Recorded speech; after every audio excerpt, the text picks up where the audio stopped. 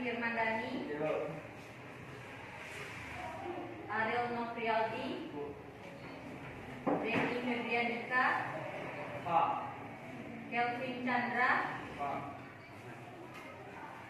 Yana, Iva, Egi, Fandi Karisma, Febian Soleh, Gustina Lasari, Iqbal Agus Saputra, Lili Marjuliana, Muhammad Ilham, Nina Lestari, Nini Masriati, Yora Herlanda. Kalian tidak tersebut namanya? Yang ganjil dia kan? Nah, hari ini kita akan melanjutkan materi yang dijelaskan minggu lalu. Nah, sekarang kita masuk ke pembahasan selanjutnya, yaitu tujuan hubungan sosial.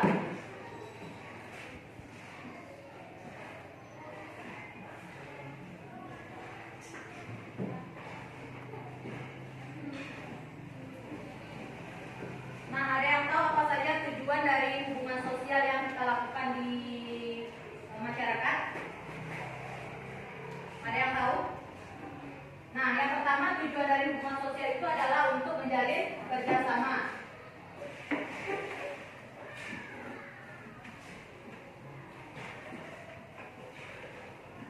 Yang kedua yaitu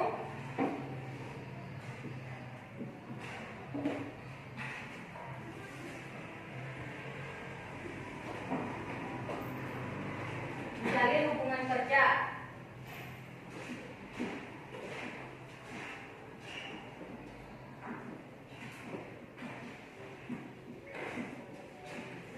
Nah, yang ketiga yaitu menjalin komunikasi. Nah, ini merupakan tujuan kita melakukan hubungan sosial dengan sesama kita atau sesama masyarakat.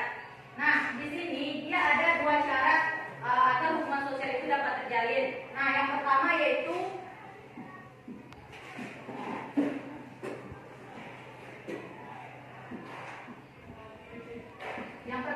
ada kontak sosial.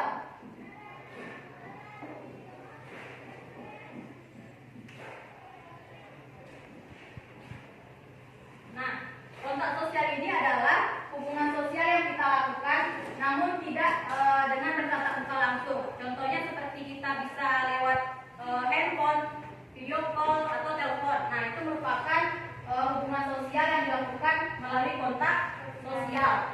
Nah, sedangkan yang komunikasi itu merupakan hubungan sosial yang kita lakukan secara face to face atau bertatap muka langsung dengan orang lain.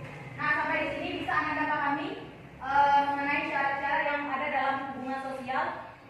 Ya, hanya ada dua, yang pertama kontak sosial dan yang kedua adalah komunikasi. Bisa membedakan kontak sosial dan komunikasi? Bisa? Nah, selanjutnya kita masuk ke jenis hubungan sosial.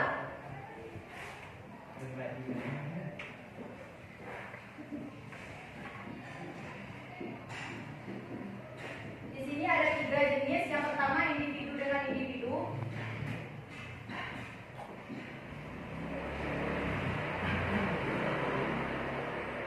Yang kedua ada kelompok dengan individu. Dan yang ketiga ada kelompok dengan kelompok.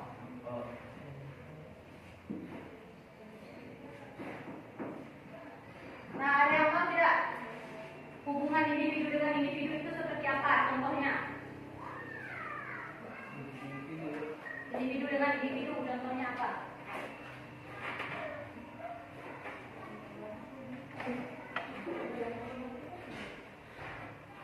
Individu dengan individu berbicara sendiri. Kalau berbicara sendiri tentu hanya individu. Dia individu dengan individu. Berbicara dengan teman. Ya, itu adalah salah satu contoh dari hubungan sosial individu dengan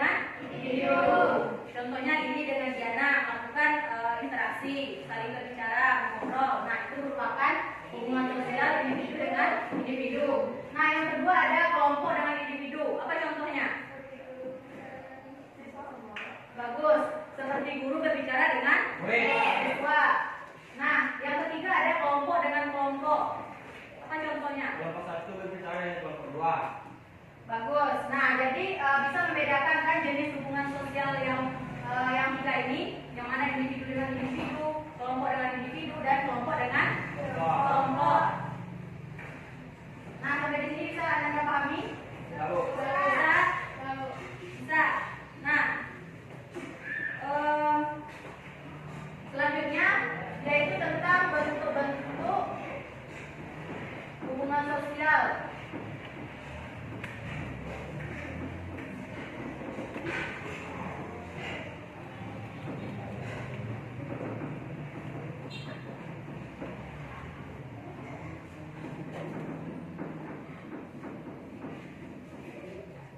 Pernah mendengar kata asosiatif? Pernah mendengar kata asosiatif? Tidak ada yang tahu apa itu asosiatif?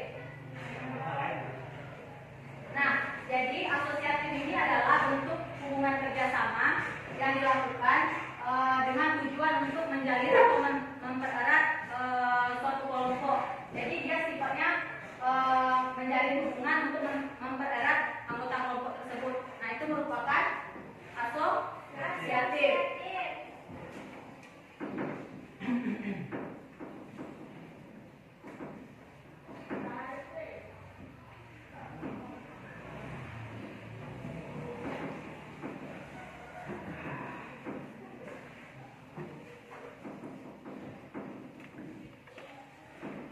Nah, di sini dia terbagi atas beberapa bentuk yang hubungan asosiatif ini. Yang pertama yaitu ada kerjasama. Ada yang tahu apa itu kerjasama?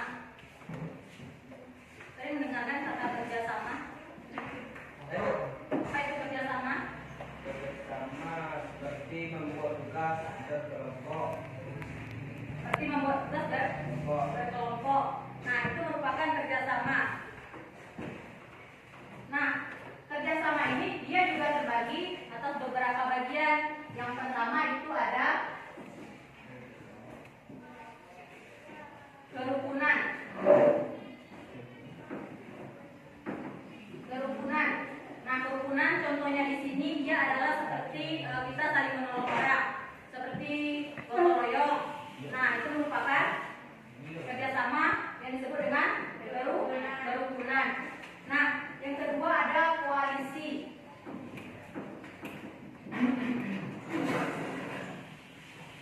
Nah, koalisi ini merupakan kombinasi antara dua unsur atau lebih.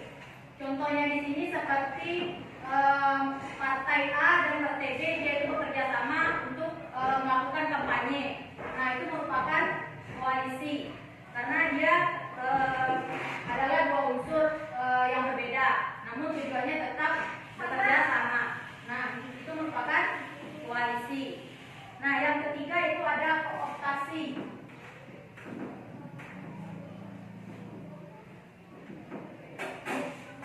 Pernah mendengar kata kooptasi? Nah, Ada. Kalau kooptasi itu adalah proses penerimaan unsur-unsur baru dalam suatu organisasi.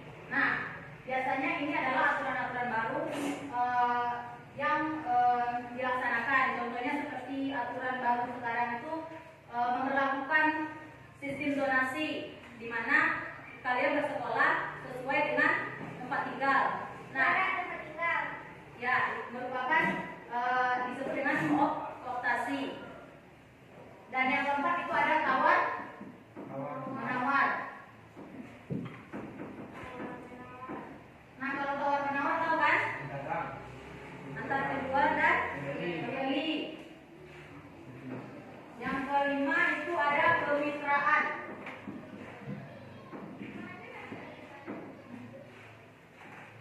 Nah, kemitraan ini biasanya disebut juga sebagai kerjasama kontrak karena mereka mempunyai aturan-aturan yang disepakati dalam suatu kontrak. Nah, jadi mereka mempunyai aturan tersendiri. Nah, itu adalah kemitraan. Biasanya itu antar perusahaan, PT. Nah, itu biasanya kerjasama yang dilakukan. Sampai di sini bisa dipahami? Bisa kan? Nah, yang kedua itu ada akomodasi.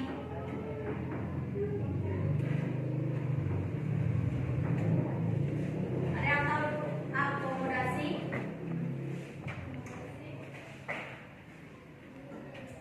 Nah, akomodasi ini adalah hubungan antar kedua belah pihak yang menunjukkan keseimbangan antara nilai dan norma. Nah, di sini akomodasi juga terbagi atas 8 bagian. Yang pertama itu ada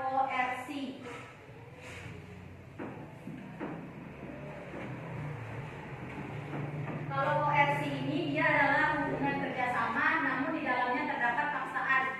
Nah, contohnya seperti waktu kita dijajah, itu kan kita disuruh ada yang namanya sistem tanam paksa. Nah, itu termasuk ke dalam kerjasama koersi. Saya pahami? Yang kedua ada kompromi.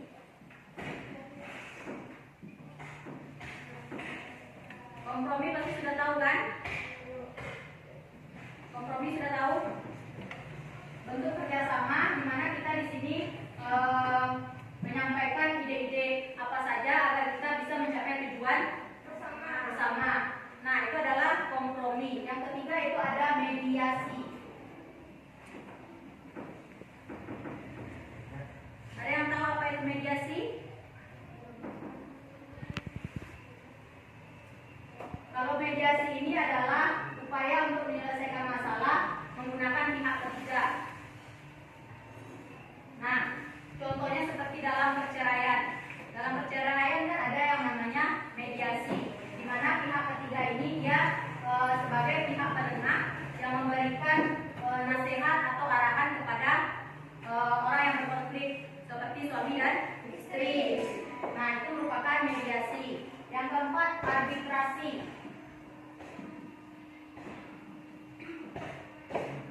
Nah, arbitrasi ini dia juga penyelesaian masalah menggunakan pihak ketiga. Lalu apa beda mediasi dengan arbitrasi? Ada yang tahu beda mediasi dengan arbitrasi?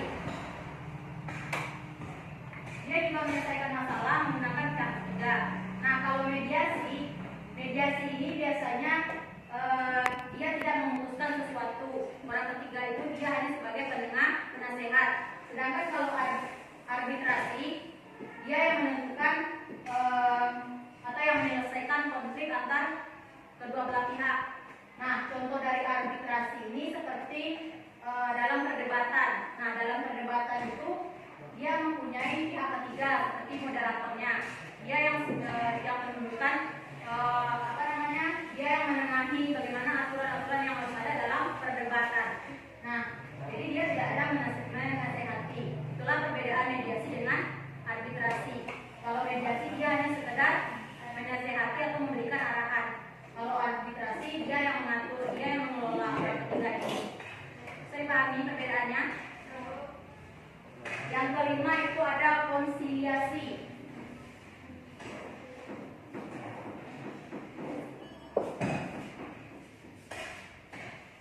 Nah, konsiliasi ini adalah usaha untuk mengendalikan konflik dengan menggunakan lembaga-lembaga tertentu. Konsiliasi. Nah, seperti kalian misalnya berantem antar teman kan. Nah, habis itu kalian yang menyelesaikan persoalan atau konflik kalian yaitu ke guru BK dulu. Nah, itu merupakan konsiliasi. Kalian lakukan konseling terlebih dahulu kepada guru BK untuk menyelesaikan permasalahan.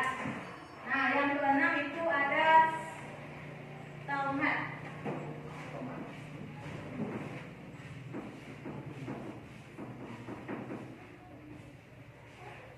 Nah, kalau stalemate ini di mana keadaan antara kedua belah pihak itu seimbang, tidak ada yang maju dan tidak ada yang mundur. Seperti contohnya Korea Selatan dan Korea Utara, dia kan saling berkonflik, namun tidak ada yang saling mengalah karena mempunyai persenjataan yang sama atau seimbang. Nah, itu merupakan stalemate. Yang ketujuh itu ada toleransi. Toleransi itu adalah sikap saling menghargai. Nah, ada yang tahu atau bisa memberikan contoh dari toleransi ini? Kan banyak itu dalam kehidupan sehari-hari kita melakukan toleransi atau sikap menghargai. Ada yang bisa memberikan contoh? Nah, ibu kasih contoh ya. Misalnya Diana ini dia beragama Kristen, lalu Lili ini dia beragama Islam. Nah, kebetulan Lili ini bermain di rumah Diana, dan pada saat waktu sholat tentu Diana dia mau tentu Lili dia mau sholat. Sedangkan agama Diana itu adalah Kristen. Jadi sikap menghargai dari Diana ini adalah membiarkan Lili untuk sholat berdasarkan agama yang dianutnya atau kepercayaan yang dianutnya. Nah, itu merupakan sikap toleransi atau menghargai. Dan yang terakhir itu ada adjudication.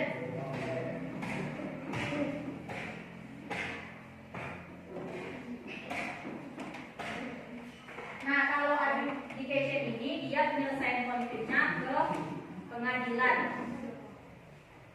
ke instansi. Nah, ini adalah adjudication. Penyelesaian konflik itu biasanya diselesaikan di pengadilan. Sampai di sini bisa Anda pahami? Bisa? Nah, yang terakhir itu ada asimilasi. Nah, asimilasi ini adalah bertemunya dua kebudayaan. Namun tidak asimilasi ini pertemuan dua kebudayaan di mana kebudayaan asli itu dia terhapuskan dan membentuk sebuah kebudayaan baru. Nah, contohnya seperti kita melakukan perkawinan campuran misalnya Indonesia dengan Amerika. Nah, itu kan dua kebudayaan yang berbeda. Nah, bisa saja nanti mereka dua kebudayaan ini membentuk suatu kebudayaan baru. Bisa dipahami? Bisa? Itu adalah asimilasi. Karena bertemunya dua kebudayaan, namun menghilangkan kebudayaan aslinya dan membentuk kebudayaan baru. Nah, yang terakhir itu ada disosiatif. Nah, yang pertama tadi kan asosiatif. Yang kedua ada disosiatif. Apa perbedaan antara asosiatif dengan disosiatif? Apa perbedaannya?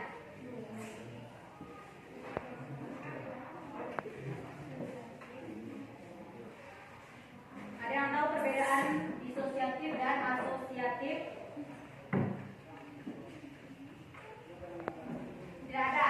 Kalau asosiatif, dia adalah kerjasama yang bertujuan untuk menjalin atau mempererat suatu kelompok.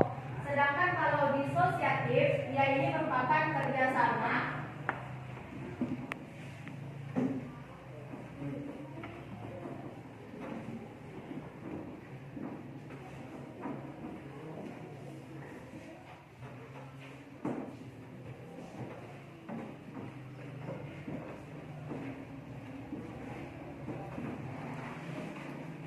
Jadi dia adalah kebalikan dari asosiatif. Kalau ini kerjasama yang bertujuan untuk menjalin silaturahmi ataupun hubungan yang baik antar kelompok. Kalau ini dia juga bentuk kerjasama, namun dia bertujuan untuk memecah atau merenggangkan suatu kelompok. Nah, di sini contohnya seperti pertentangan.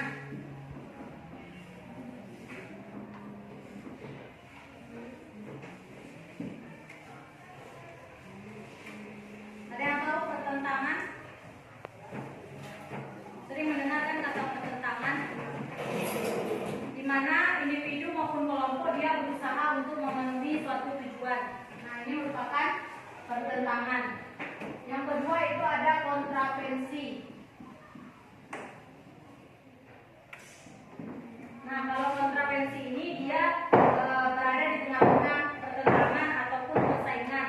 Nah, seperti contohnya kita benci dengan satu orang, namun kita tidak mengungkapkan, kita hanya menyimpannya sendiri.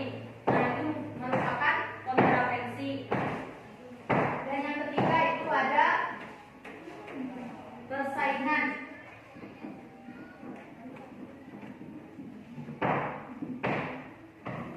Nah, kalau persaingan ini dia adalah